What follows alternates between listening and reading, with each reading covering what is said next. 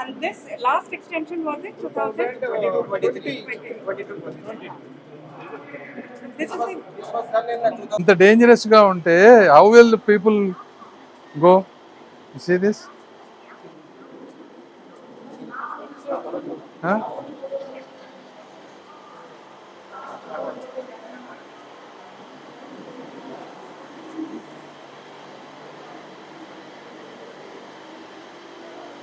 safety. I think we have to put lot more safety stuff there. that will come for all at the end after the other week. We had to close this because of this water issue. Sir. Too much of water. So where is the water? This water is coming from the taps. The taps are up. It is leaking now.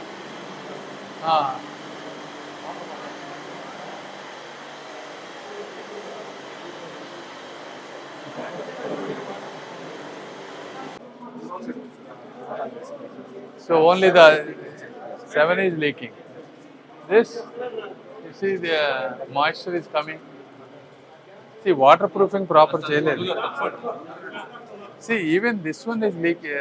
All So the leakage is not from there, but you see the moisture and everything. They had to do waterproofing or something. The epoxy is one of the options that we'll have to do. There has been epoxy grouting done before. Latest getting here. Maybe another round. This is first time it will happen. Huh? Solution now. Sir, What is the solution now? sir, there are quite a number of solutions, sir. We can go and we will just have a look, sir. We'll need a little This whole area. Parle. But either you stopped people coming, right? We have stopped here, sir.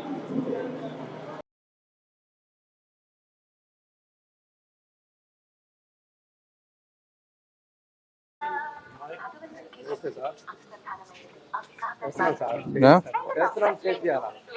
Rain ఉన్నది కదా, ఈ problem identify కాదు కదా. ముందుగా మీరు ఎక్కడైతే ఉన్నాయో ఒక రిపోర్ట్ తయారు చేసుకోండి. We are constructing for 100 years.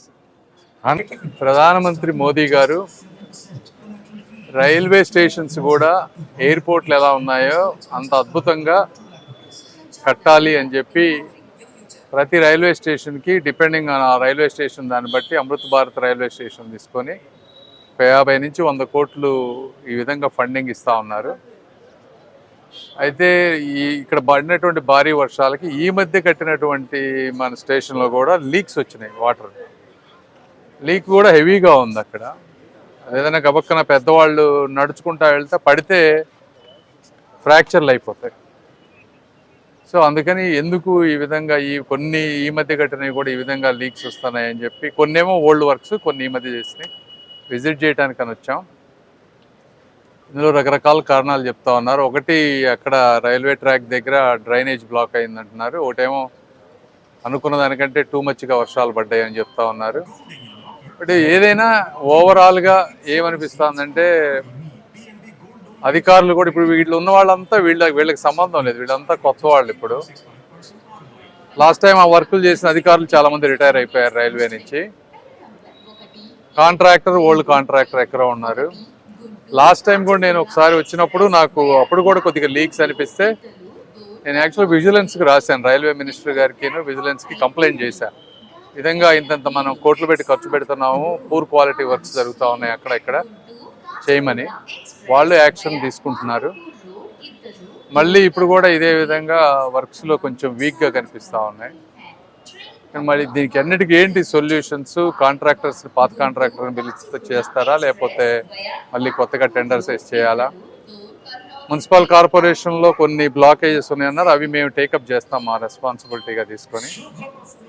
But ఏదైనా పబ్లిక్ కూడా అవేర్నెస్ ఉండాలి. ఇవన్నీ జరుగుతున్నాయి ప్రభుత్వంలో, గవర్నమెంట్లో మేమే ఉన్నా కూడా ఎక్కడా కూడా ఇట్లాంటి పూర్ క్వాలిటీ వర్క్స్ కనుక వస్తే మేము కూడా సహించాం. కాంట్రాక్టర్లు ఎవరైనా సరే ఈ చుట్టుపక్కల ప్రాంతంలో కాంట్రాక్ట్ వర్కులు చేసే వాళ్ళందరికీ కూడా మేము 1కి 10 సార్లు రిక్వెస్ట్ చేసేది ఏంటంటే క్వాలిటీ వర్క్స్ లేకుండా ఉంటే ముందు ప్రాబ్లం అవుతుంది, అనవసరంగా అకౌంటబిలిటీ అవుతారు.